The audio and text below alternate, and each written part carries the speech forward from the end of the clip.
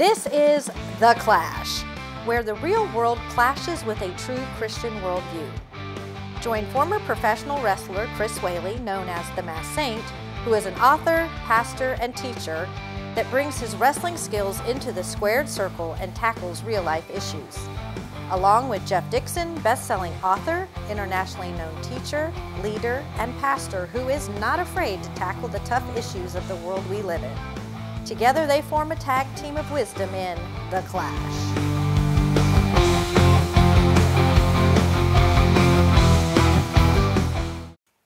Hi, welcome to The Clash, where we take a Christian worldview and allow it to clash into the culture around us. My name is Jeff Dixon. I'm joined by the Masked Saint, Chris Whaley. And we are spending a few minutes with you. We're glad that you've joined us. But today, we have a very special guest. And this is a friend of yours, Chris. And I got to tell you, when I knew we were going to be talking to this guy, I remember growing up here in the state of Florida, watching championship wrestling from Florida. And one of the guys that I loved not to like was this guy called the Great Malenko. Oh, yeah. But today, you're going to kind of take us into that family just a little bit in this episode. Who are we getting ready to meet? Getting ready to meet Joe Malenko. Now, their last name was Simon. His name was Larry Simon, the Great Malenko, and Joe and Dean. But their wrestling handle was Malenko. But we're going to have the great opportunity to talk with Joe Malenko. Well, I can't wait. You guys are going to have a great time as we have this conversation, and we'll be right back after this break. Hey there, stop whatever you're doing right now. Get your phone out and go ahead and aim it right here at the screen at the QR code right in front of you. Because I know what you're thinking. You're thinking, hey, I'm having such a great time watching The Clash, but there's been some episodes that I've missed. Well, if you take a picture of that QR code and follow it to the website, you're going to discover all the episodes of The Clash that you might have missed on a channel called The Church at 434 in Motion. 434 in Motion has that and a lot of other resources, and we would love for you to catch back up on what you've missed. Every day there's brand new programming that comes out, and we want you to be a part of it. Now, hey, relax. It doesn't cost you a dime. It costs you a little bit of time, but it's well worth it because it's time well spent. Actually, it's almost like you're making money at it. So use the QR code, come find us, see the episodes of The Clash that you missed, and let's get back to the show. Well, Jeff, out of all the interviews that we have done, I'm going to be biased and tell you that this is going to be my favorite. This one is? Yep. Okay. The person who trained me was the Great Malenko, and I had the opportunity to train not only under him, but to also work out with both of his sons, Joe and Dean. Joe was trained by his dad, but Joe was also trained by the great Carl Gotch. Now, that name might not mean much to Jeff and our audience, but I just want you to know, audience, that Carl Gotch was the baddest of the bad. And when you have that name attached to your name, your weight goes up quite a bit. Today we're going to be talking to Joe Malenko. And Jeff, I wrestled 4 world champions. I have been beat up by some of the best. I mean, I got my butt kicked by Bruiser Brody, some of the roughest in the business. But the roughest match I ever had in my 10 years of wrestling, my roughest match was against Joe Malenko, and it took place right here in Orlando. Wow. And he literally kicked my butt all over the ring. So, Joe, welcome to The Clash. Wow. We're so glad to have you on the show. Good. It's good to be here. It gives me a chance to wear my lid. Well, Joe, I think, though, after that introduction, my first question is really important to our audience. Now, if you were the toughest guy he ever wrestled against and you just kicked his butt, how tough was he to wrestle? Or was he like a cream puff in the ring? That's what I want to know. Probably doesn't even remember. Most of my life is a blur. Okay. That's a good answer. That's a very good answer. Okay. Well, there are some guys in this business, and they can tell you And they've had long careers, long historied careers. And they can sit there and they can tell you, you know, on June 30th of 1972, I wrestled so-and-so, and in the second fall, I mean, it was a free fall, you know, no, and they can go on and on like that. And I'm like, I don't possess that gene. Yeah. Well, no, I know he's tough. I'm just giving him a hard time. Hey, I'm a huge wrestling fan. I grew up as a kid here in Florida. I remember watching your dad. And so my question thank you. That I want to ask is, I mean, obviously for you, for your brother, I mean, wrestling's in the blood, right? So, I mean, tell me what it was like to grow up in the Malenko, you know, household. I mean, what was that like? So I think like anybody that you ask who had a dad, whether it be wrestling or some other area of expertise that they were famous in or that they had some notoriety in, I think whenever you would talk to a son or a daughter, you're going to hear some of the same stuff, which is he was just my dad. But in the same breath, I would, you know, I'd go out and about with him and I'd see how the reactions were to who he was. And I was very proud of him. Sure. He was, and so were most of his friends.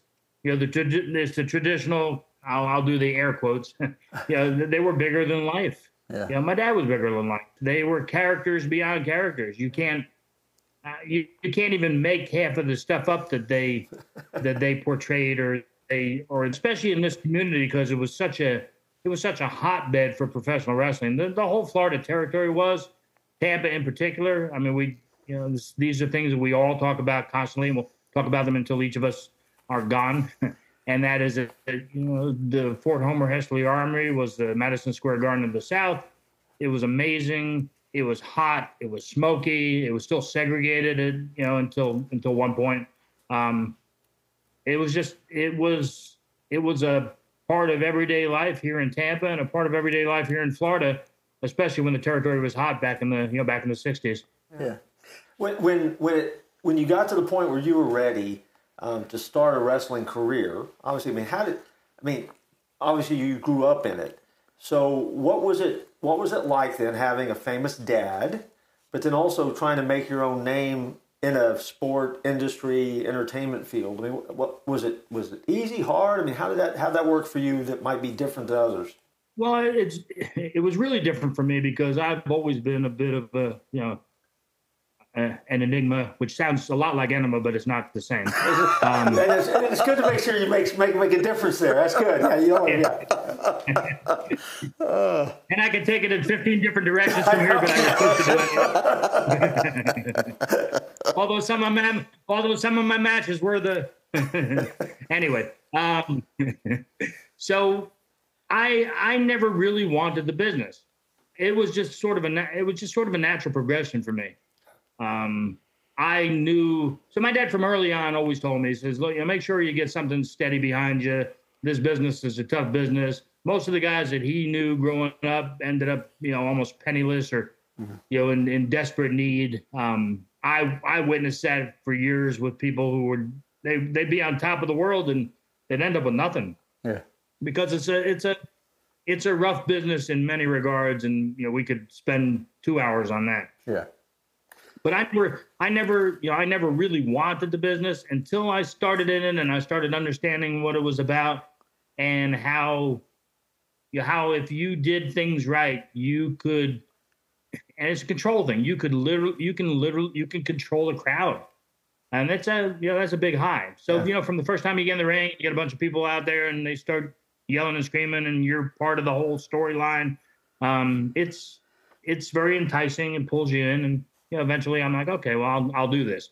But in the same breath, I always understood that I wasn't going to do this full time. So I was a little bit off the beaten path, and that I factored this in. I factored professional wrestling into my life, in and out for most of my life, but I did so many other things. Mm-hmm. Were you, I guess you wrestled in Japan more than any other place. Am I right on that? Yeah. Tell me how that came about, wrestling in Japan. Well, the main reason was because I had to find a country where they were about my height.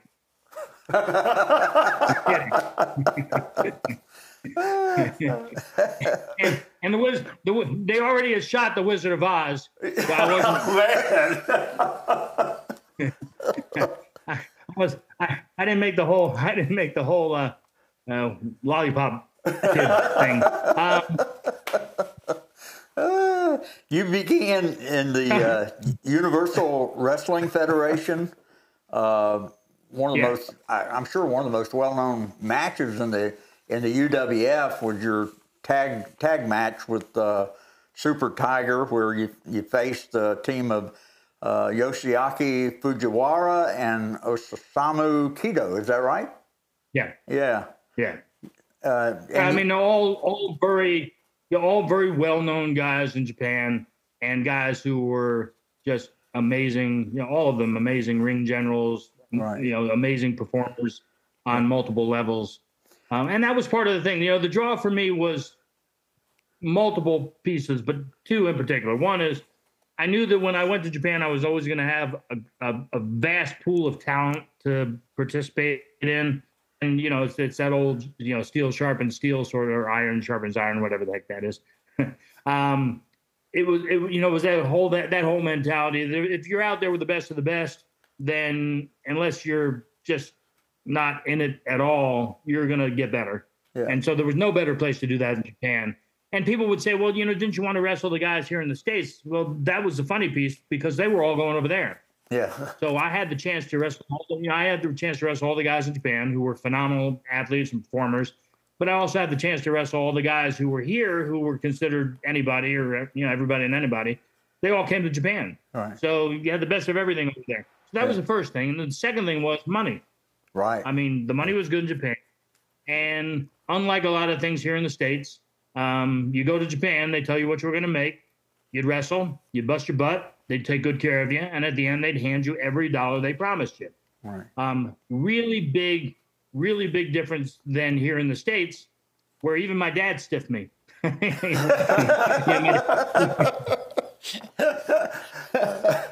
was my dad. I loved him. I really didn't care. Sure. I think he still. I mean, my dad's been gone for 30 years. I think with interest and everything, he owes me about $3.7 million. Yeah, I think he stiffed me once or twice. I'm not sure on that. Anyway. When you know, as I remember your wrestling career, though, I mean, you had the ability to be not just a tough wrestler, though. Your technique, you're a technical wrestler, and if I guess that's why.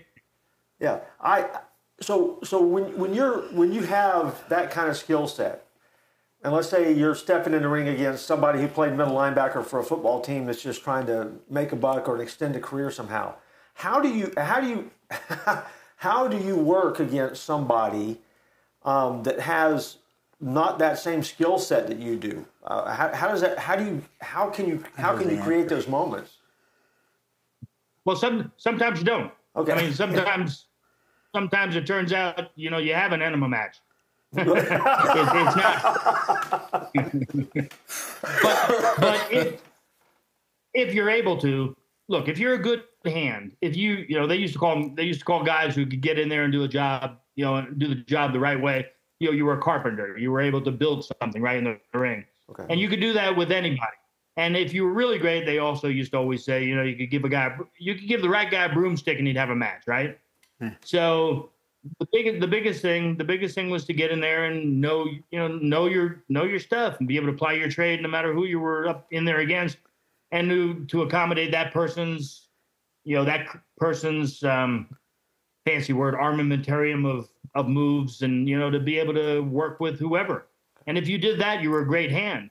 If you couldn't do that, then you were very limited. Yeah. Because I wrestled, you know, I wrestled some guys I couldn't wrestle. I mean, I wrestled some guys that I didn't have great matches against. But in general, I adapted with each and every person I got in the ring with, because you had to. And my dad was great at that too. I mean, my dad could go, you know, he could go in the ring and have a brawl, or he could go in the ring and, you know, go against Carl Gotch and have a technical match. And he wasn't, you know, my dad wasn't necessarily a great wrestler. He was just a phenomenal performer. Yeah. It's either do it or you don't. If you do it, you're good at your trade, like anything else, right? If you're a woodworker and I give you a whole bunch of stuff and say, you know, make me something nice out of it. If you're good, you give me something beautiful. If not, I end up with a bunch of sticks.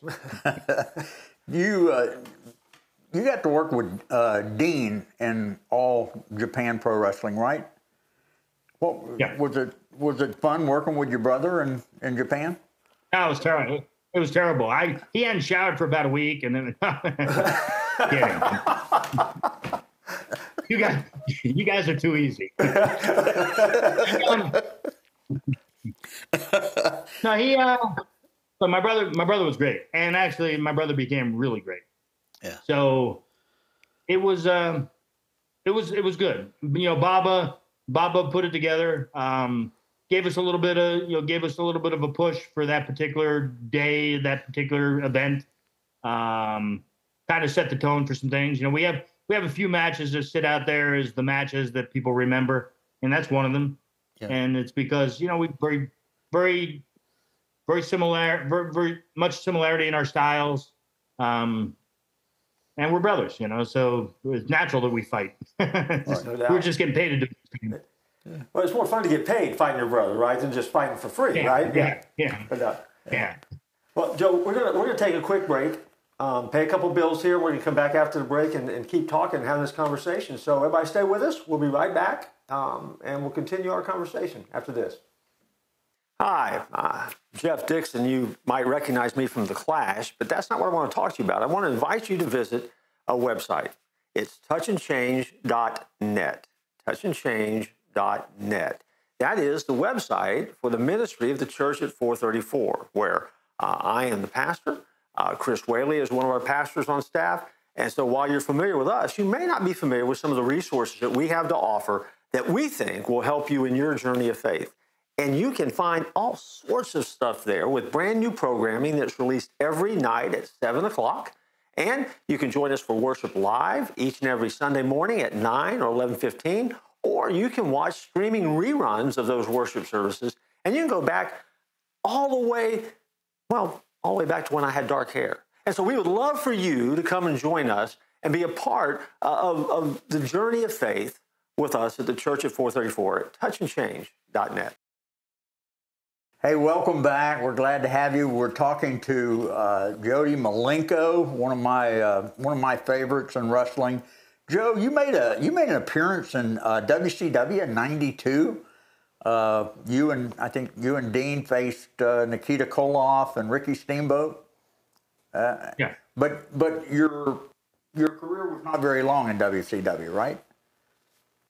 No, my career in the States was extremely abbreviated and purposefully so.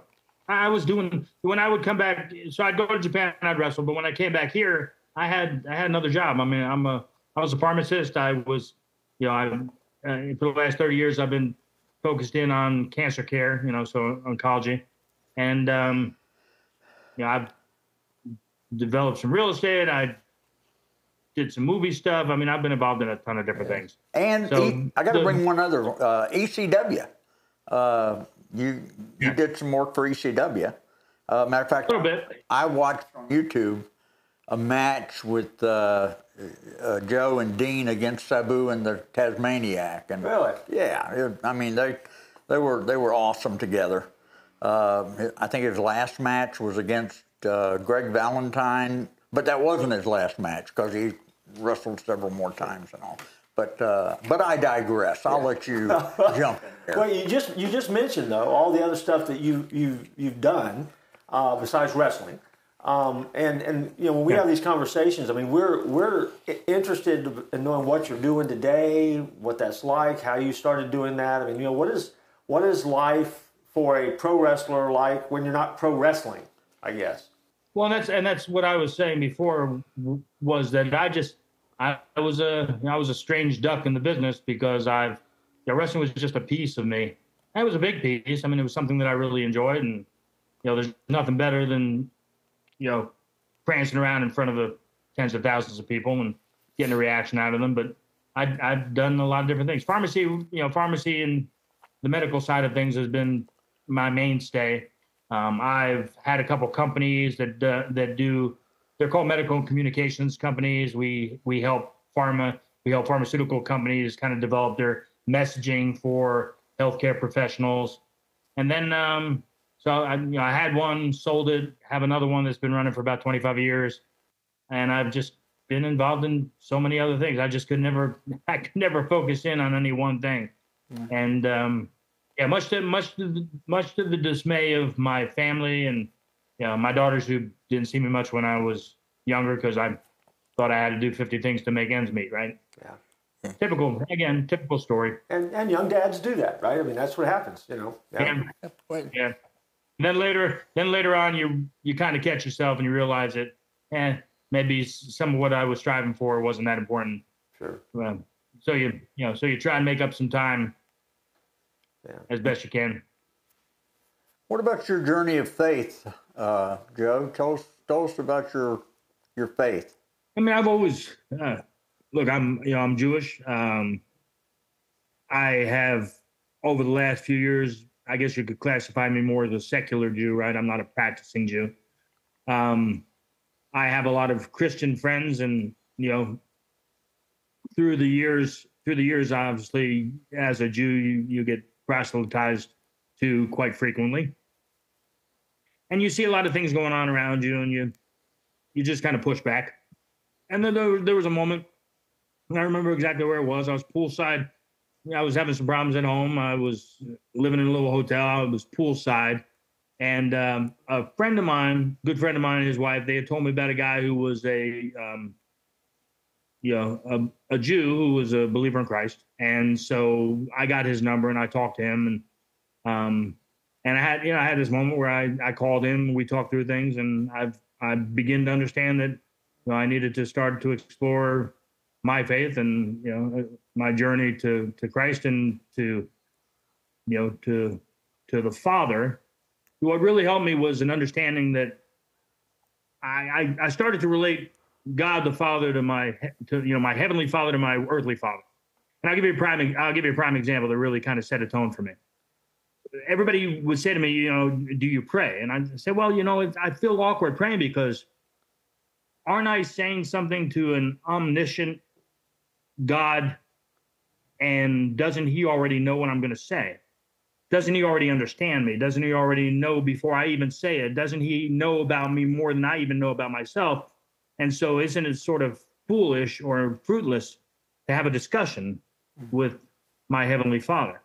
And then I realized that my dad knew a lot of what I felt and who I was and why I was. And so why did he want to talk? Because he wanted that connection with me. And it took me, and I literally had an epiphany one day after being poolside. A couple weeks later, I was, people were telling me, about, I needed to kind of immerse myself in prayer, and I didn't understand. And then that moment when I started to put the two together, at least for me, that made it all make sense to me. Yeah. And so my relationship through Christ with my heavenly Father, evolved, because I understood that what he needed, this magnificent being that oversees everything, what he needed from me was that connection, and I could provide that by talking to him. Sure. And then obviously I started to surround myself with people of like-mindedness, and my faith still evolves, right. And it will continue to evolve. Sure. Now, you recently went back to Japan, right? What was that about? So, gentleman over there, Fumi Saito, who I've known for a long time, he's a journalist. He and a wrestling historian. So he arranged for me to come on over. We had a talk show with a live audience, and then I had the opportunity to bring my grandson with me, who's 17, who now is starting to dwarf me. and then my younger daughter will be 40. So it was first chance for me to be over there with my daughter and my grandson, and they got to see a little bit of an environment that I existed in that they really never experienced before. In fact, my daughter said to me when I was on the mat teaching, she goes, she said something to the effect that she could see the sort of the twinkle in my eye. Well, yeah, our last question, and then we'll wrap it up. But man, we appreciate you being here.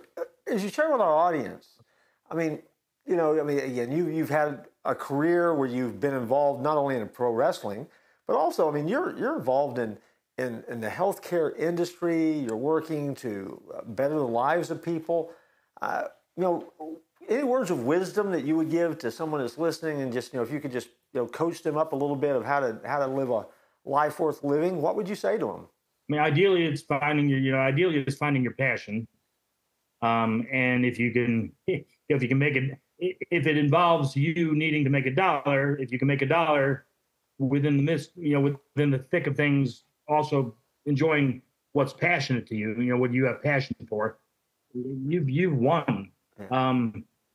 But you have to do that, you know, you have to do that in the context of a godly man or woman. And if you don't, then what is all of it worth?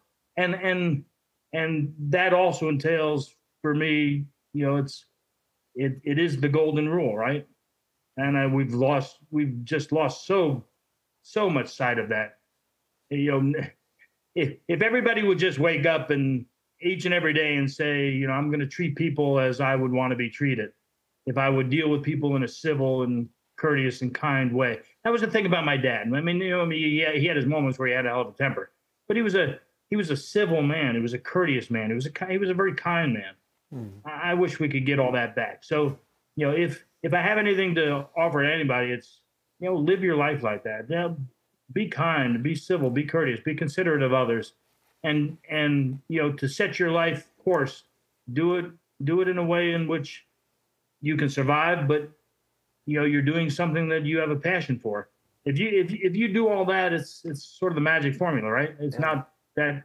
It's hard. You know, it's hard to get past a lot of stuff in the world, especially the way that some people are and the way that they treat you. But hey, well, listen, I just appreciate so much. So what you, I mean, not only have you entertained folks, but also, I mean, you're spending a great deal of your life, though, pouring it into trying to make the lives of others better and provide resources and pharmaceuticals that will help them in their journey, especially as you're working with cancer. So, I mean, I'm very impressed by that. So I just want kudos to you, and thank you. Kudos for getting that right, and you know, and more than anything else, kudos for whipping him. I mean, you know, anytime you can beat on Chris, it's a good day. And so I you know, great respect here, man. I just want you to know that. Thank you. I wish I remembered it more, because Well, you see, well, you know, there's so much I could say about that, and I'm just not going to do it because we have a lot more shows to do together. So I won't do that. But, all right. Thanks. Hey, well, listen, thank you for being with us. Thank you, Joe. Man, you blessed our hearts. I know you blessed the hearts of our audience. And so God bless you, and just take care. And I look forward to talking to you again down the road here, okay? Yeah. God bless you, buddy. My pleasure. Thanks to the both of you. Amen.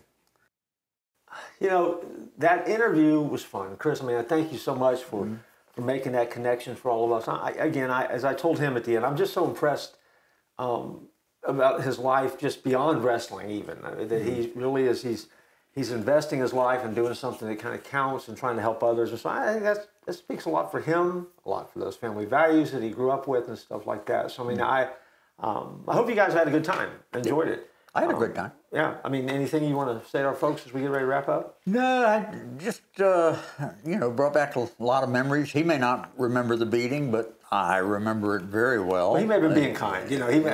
Yeah. But anyway, it was great to talk with him, and great to have you with us. And as you go through your journey of life, don't tap out.